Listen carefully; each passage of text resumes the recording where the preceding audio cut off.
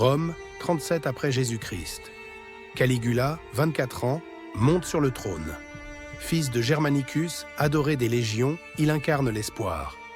Mais son âme est brisée, sa famille massacrée par Tibère. Les premiers mois, réforme, jeux, aqueduc, Rome l'acclame, puis une maladie le frappe. Tout change, cruauté, mégalomanie. Il humilie le Sénat, se proclame Dieu, nomme son cheval consul. Folie ou vengeance. Le 24 janvier 41, des lames le transpercent. À 28 ans, l'empereur fou tombe. Dément ou trop humain pour un pouvoir absolu? Connaissez-vous l'empereur romain le plus fou de l'histoire? Son nom? Caligula. En seulement 4 ans, il est passé du sauveur de Rome au tyran le plus craint. Inceste, meurtre, mégalomanie, les historiens le décrivent comme un monstre. Mais était-il vraiment fou ou victime d'une propagande? Dans cette série, je vous révèle la véritable histoire de Caligula. Préparez-vous à découvrir un empereur bien plus complexe que la légende. Restez jusqu'au bout. Caligula n'est pas son vrai nom. Il s'appelait Gaius Julius César Germanicus. Né en l'an 12, fils du glorieux général Germanicus, il grandit dans les camps militaires. Les soldats l'adorent et lui donnent un surnom affectueux, Caligula, petite botte, à cause de ses chaussures miniatures de légionnaire. Cet enfant innocent, chéri par les légions, deviendra le tyran le plus redouté de Rome. Comment est-ce possible? La réponse se trouve dans les tragédies qui vont frapper sa famille. L'an 19, Caligula a 7 ans quand son père Germanicus meurt mystérieusement en Syrie. Empoisonnement? Probablement. L'empereur Tibère est soupçonné. Puis commence le cauchemar. Sa mère Agrippine, emprisonnée, affamée jusqu'à la mort. Ses 2 frères aînés, accusés de trahison, torturés, assassinés. Caligula assiste impuissant au massacre de toute sa famille. Seul survivant, il apprend une leçon terrible. À Rome, la confiance tue. Cette enfance traumatisante forgera le monstre à venir. À 19 ans, Caligula est convoqué par Tibère sur l'île de Capri. C'est un piège doré. Il vit sous surveillance constante, entouré de la débauche et de la paranoïa de l'empereur vieillissant. Un faux pas, et il meurt comme sa famille. Alors Caligula porte un masque. Il sourit, obéit, dissimule sa haine. Les historiens disent qu'il n'y avait jamais eu meilleur esclave ni pire maître. Durant 6 ans, il perfectionne l'art de la manipulation. Et attend son heure. Octobre 37. Caligula est frappé par une fièvre terrible.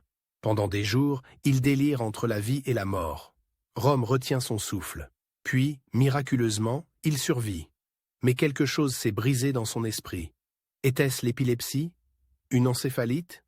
Un empoisonnement raté? On ne saura jamais. Ce qui est certain, c'est que l'empereur qui sort de ce lit n'est plus le jeune homme généreux. La cruauté, la paranoïa, la mégalomanie prennent le dessus. Le monstre s'éveille. 16 mars 37. Tibère meurt. Certains disent que Caligula l'a étouffé. À 24 ans, il devient empereur de Rome. Le peuple explose de joie. Enfin, le fils du héros Germanicus sur le trône. Les premiers jours sont magiques. Il libère les prisonniers politiques, organise des jeux somptueux, distribue de l'argent. Rome l'acclame comme son sauveur. Pendant quelques mois, Caligula est l'empereur parfait. Mais cette lune de miel ne durera pas. Quelque chose va tout changer. Les 6 premiers mois de Caligula sont extraordinaires. Il lance la construction d'aqueducs géants pour alimenter Rome en eau. Il rénove les théâtres, organise des courses de chars spectaculaires. Il respecte le Sénat, consulte les conseillers. Le trésor impérial se vide, mais qu'importe. Le peuple est heureux. Les historiens eux-mêmes reconnaissent cette période bénie.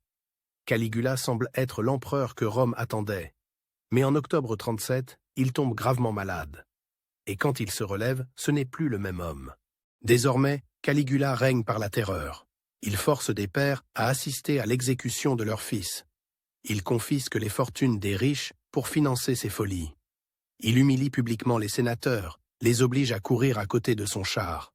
Pire encore, il se proclame Dieu vivant. Il exige qu'on l'adore comme Jupiter. Il porte des costumes de divinité, parle aux statues des dieux. Rome, terrifiée, obéit. Mais le pire reste à venir. L'histoire du cheval consul, Incitatus. C'est le nom du cheval préféré de Caligula. Il lui fait construire une écurie en marbre avec une mangeoire en ivoire. Il l'invite à dîner, lui sert du vin dans des coupes d'or. Et selon la légende, il veut le nommer consul, la plus haute fonction de Rome. Folie pure, ou insulte calculée envers le Sénat, Caligula leur dit « Vous êtes si inutiles qu'un cheval ferait mieux ». Humiliation suprême. Mais cette provocation sera fatale.